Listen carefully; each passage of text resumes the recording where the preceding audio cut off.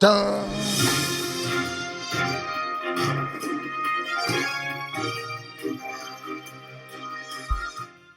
Bam! Yo, welcome to another weekly edition. Hold on, let me rewind it back. You right there. You smoking that blunt. You hitting that bone. Even, you know what I'm saying, hitting that dab. Welcome to another weekly edition of the Best Way to Smoke News. Sponsored by none other than this glue guard. Get you that glue guard for my blunt rollers. No drip lip. And the paper rollers, though. Don't forget about us. You feel me? No But drip he lip. said, though, Yeah. we all matter. Facts. Yeah. And this news is being presented to you by none other than your favorite smoking partner. Yeah, Serpo. Make sure you stay elevated with Big J. Yeah, boy. Y'all thought I was gonna crack some jokes on y'all earlier, though. But shouts out to y'all on this Monday. Manie Bill would ban cannabis advertising. In which ways? You know what I'm saying? A proposal passed in Maine would ban cannabis advertising in the state.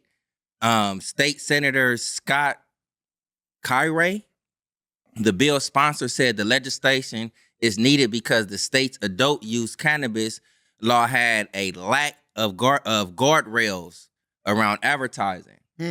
So, but within this advertising, you know what I'm saying? They banned advertising except for company websites. So if you got a company website, you can advertise. Company signage and properties, meaning like I'm guessing like if you're coming with like certain bills or regulations that need to be addressed or whatever it may be. That, you know what I'm saying, and business directories. You know what I'm saying? So that's where you can advertise it. I always think of children first, and it's a big problem that we have not considered them. And that is why I'm doing this. And that's per the state senator. Right. The bill includes exceptions for advertising on company websites, as earlier, company signage and properties and business directory. The proposed ban would cover advertising for both medical and adult use cannabis businesses. You know what I'm saying? And that's like, you can kind of like understand them, because if you like actually not considering the children, that's because they'll always be saying. You know what I'm saying? It's like, I can see the confusion and stuff right there. So if we label our stuff right, keep it in adult hands, let's get our advertising on. Facts. Bottom line. Question. Moving on, man. Texas. Excuse me. There's a lot going on in Texas, though. But look, Texas Senate drops the hammer. THC ban gets the green light. But the streets ain't happy, though. The streets is not happy in Texas. You know what I'm saying?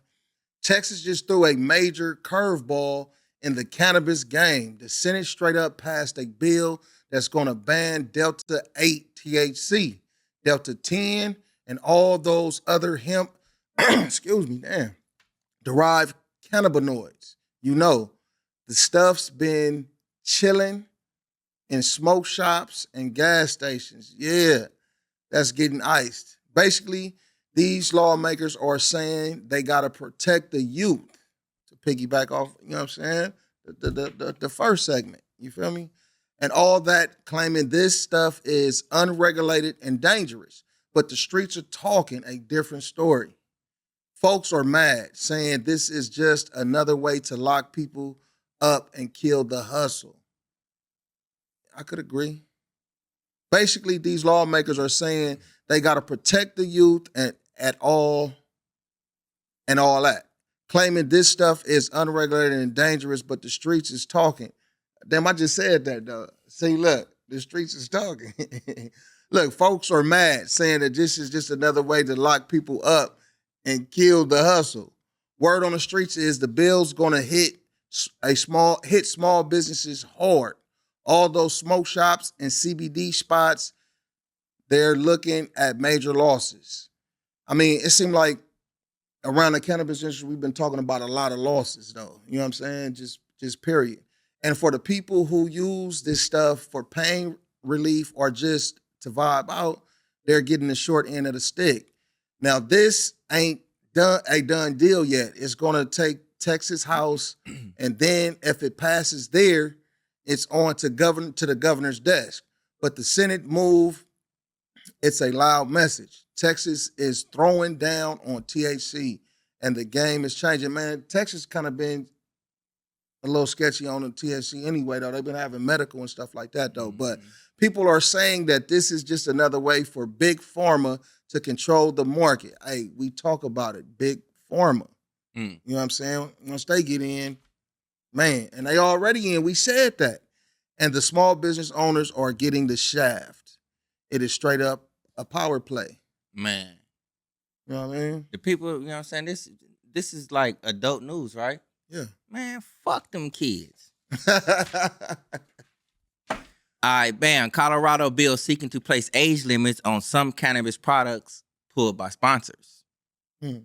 A bill that would have allowed increased potency, which we all would like, you know what I'm saying, and some cannabis products sold in the state was pulled by its sponsor in committee early last week due to provisions and proposal that would have added age restrictions to higher dose products and enhanced regulations on some edible products. And that's the Colorado Public Radio reports. Now, and I can see that if they put age limits, you know what I'm saying, on higher potencies, I can kind of dig it. Right. You know what I'm saying? It's like you can get the little low dosage for you barely legal, fresh legal. You know what I'm saying? And once you get up there a few years up under your belt, you can get some of that good OG. Shit, some of them tolerance levels is gonna be different though. You might be young and can smoke a game. You know what I'm saying? But if you a newbie, as they say, right, you know what I'm saying, and knows it matters there. Yeah, for sure. You know what I'm saying? But the legislation would have capped the potency level and amount of cannabis that someone 25 or younger could purchase at 10% and restricted the purchase of inhaled products with added flavors by people 25 or younger.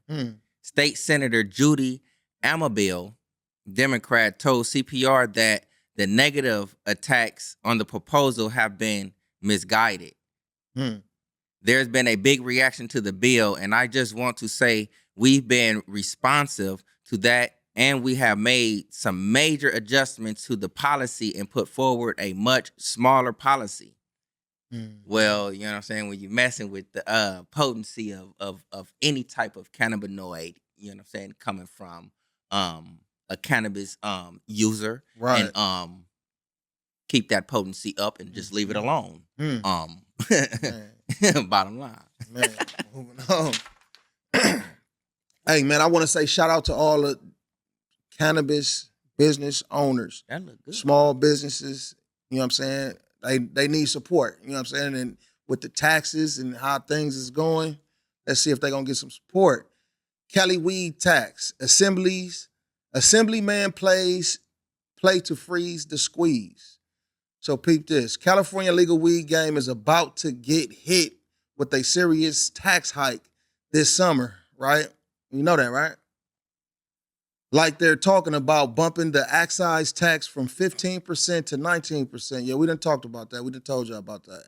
This is going to mess with the whole flow. You feel me? But hold up. Because Assemblyman Matt Haney stepping up, dropping a bill, Assembly Bill 564, to freeze the tax increase. Come on. You know what I'm saying?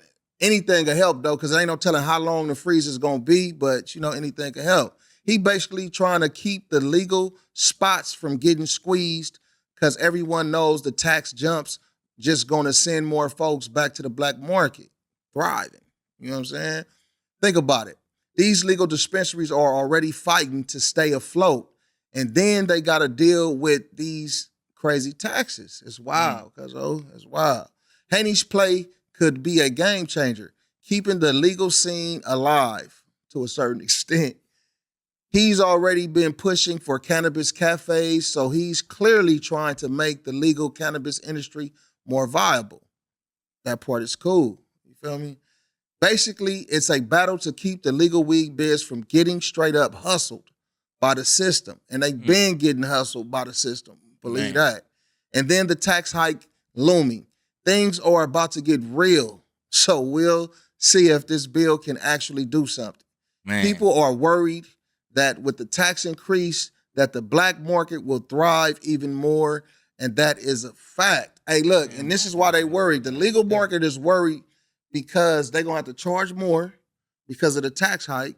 Then the black market, you know what I'm saying, you can still go get 8 grams for $25 and shit in most places. You feel me? Sure. So you know how that go, man. like I understand, like probably to the consumer, which is me. You know what I'm saying? A lot of the time, you know Right. what I'm saying?